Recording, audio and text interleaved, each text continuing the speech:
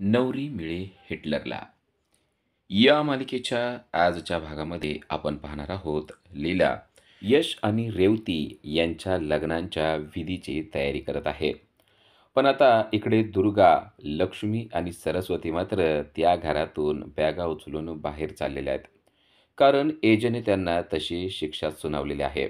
कालिंदीच्या घरी राहून आता त्यांना ती शिक्षा भोगायची आहे. पण दुर्गाला मात्र ही गोष्ट पटलेली नाहीये.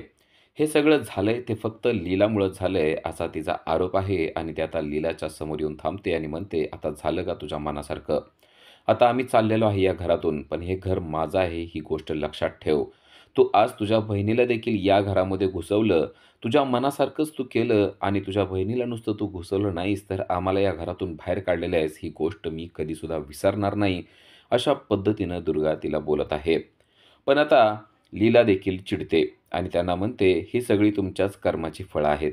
मी काही देखील केलेलं नाहीये. तुम्ही लग्नात ज्या पद्धतीनं वागला आणि तुम्ही चुकीचं वागला, त्या गोष्टीचीच फळं तुम्हाला मिळत आहेत. तुमच्या सख्ख्या भावाचं एका मुलीवर प्रेम आहे. त्या मुलीवर बरोबर तुम्हाला त्याचं लग्न होऊ द्यायचं नव्हतं. ही कसली माणुसकी आहे? तुम्हाला तुमच्या भावाच्या भावनेबद्दल देखील काय वाटत नसेल, तर बाकी जगाबद्दल काय वाटणार आहे?" असा टोला आता लीलानंच तिला लगावलेला असतो.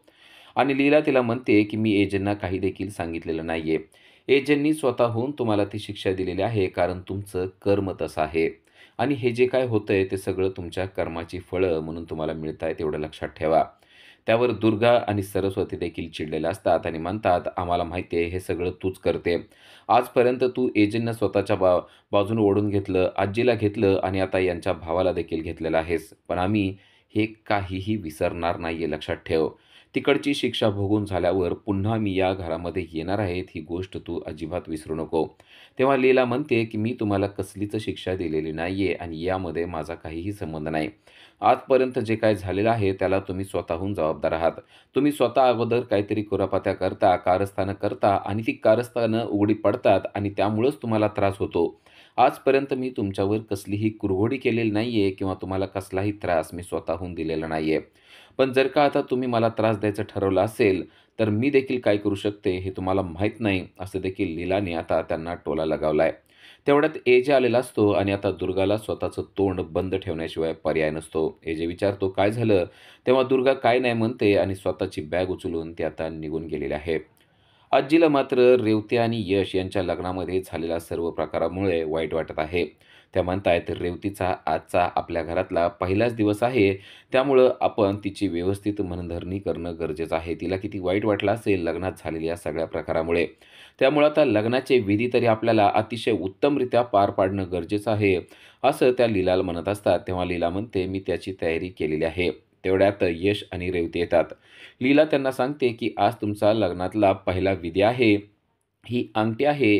ही अंगठी या मी दुधाच्या पाण्यामध्ये टाकून ठेवलेली आहे. त्या दुधाच्या पाण्यातून ती अंगठी तुम्ही शोधून काढायची आहे." तेव्हा आजी म्हणतात, "जो अंगठी शोधून काढून दाखवेल तोच या संसारामध्ये श्रेष्ठ असतो आणि तोच विनर असतो, असा या विधीचा नियम आहे." तेव्हा दोघे देखील आता ती अंगठी शोधण्यासाठी बसलेले असतात. दुधाच्या पाण्यामध्ये लीलाने ती अंगठी टाकलेली आहे आणि आता दोघेही ती अंगठी शोधत आहेत. विराज आणि प्रमोद यशला प्रमोट करत आहेत आणि ते म्हणतायत, की "तुलाच विनर व्हायचं आहे. काही जरी झालं तरी तूच अंगठी शोधायची आहे." तर लीला सपोर्ट करते ते म्हणजे रेवतीला. ते म्हणते, "रेवती, काही जरी झालं तरी अंगठी तूच शोधायची आहे." इकडे दोघेजण पण अंगठी शोधत आहेत. त्यांना काही अंगठी सापडत नाहीये. आता एजे सुद्धा चक्क रेवतीच्या बाजूनं बोलतो आणि म्हणतो, की "रेवती, तुलाच अंगठी शोधून काढायची आहे." हे पाहून लीलाला देखील आनंद होतो. आता ते दोघेही अंगठी शोधत आहेत. एकमेकाचा हात अधूनमधून हातात घेत आहेत आणि गंमत देखील करत आहेत आणि हे सगळं पाहून एजेसुद्धा रोमॅन्टिक झालेला आहे. एजेला आता स्वतःचंच आठवत आहे. एजेला असं वाटतंय, की आपणच ही अंगठी शोधत आहोत आणि लीला आपल्याबरोबर आहे. आपणच या खेळासाठी बसलेलो आहोत असा भास त्याच्या मनामध्ये निर्माण झालेला आहे. तेवढ्यावरच न थांबता अंगठी शोधत असणाऱ्या लीलाचा आपण हात धरून ठेवलेला आहे आणि आपण तिला अंगठी शोधू देत नाहीयेत असा भास त्याला होत आहे आणि तो तिच्याकडं पाहतच बसलेला आहे आणि त्याच वेळेस लीला त्याला म्हणते आहे, की "अहो, मला अंगठी शोधायची आहे, माझा हात सोडा ना." असं ती त्याला बोलत आहे, पण त्याचं मात्र लक्ष नाहीये. तो तिच्याकडे एकटक पाहत बसलेला आहे. इकडे रेवतीने अंगठी शोधून काढलेली आहे आणि ती सर्वांना दाखवत आहे.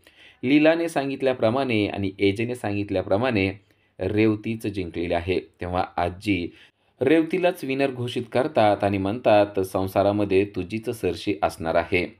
एजे मात्र अजूनही लीलाकडेच पाहत आहे. त्याला अजूनही असाच भास होतोय, की आपण अंगठी शोधत आहोत आणि अंगठी शोधत असताना त्या दुधाच्या पाण्यामध्ये आपण आपल्या लीलाचा हात धरून ठेवलेला आहे.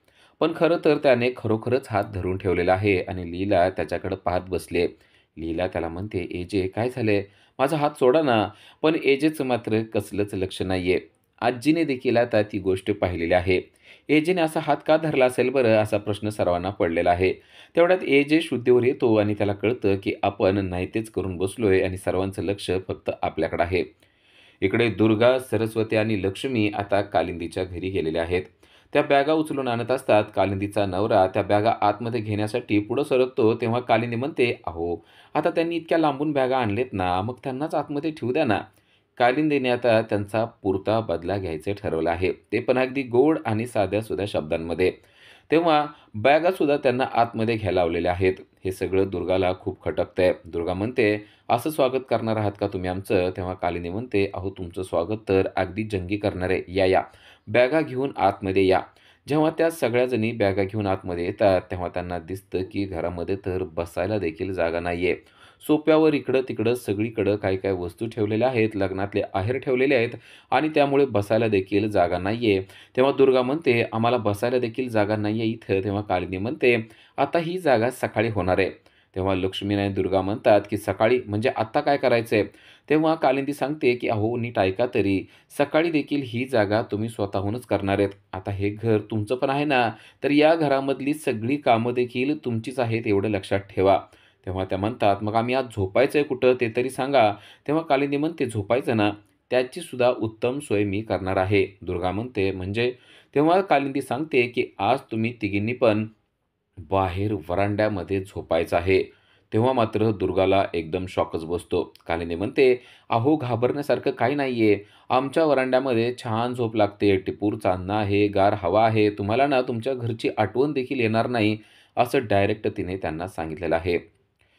इकडे एजे मात्र शांतपणे झोपलेला असतो, पण त्याच्या हाताला लागलेल्या जखमेमुळं त्याला झोप येत नसते आणि तो विव्हळत असतो. तो एका अंगावरून दुसऱ्या अंगावर होत असतो. खरं तर तो झोपेमध्ये असतो, पण लागलेल्यामुळे त्याला खूप त्रास होत असतो. तेव्हा लीला त्याच्या जवळ जाते. तिच्या लक्षात येतं, की जर का हे डाव्या कुशीवर झोपले, तर जखमी असलेला हात अंगाखाली येणार आणि तो उद्या दिवसभर दुखत राहणार.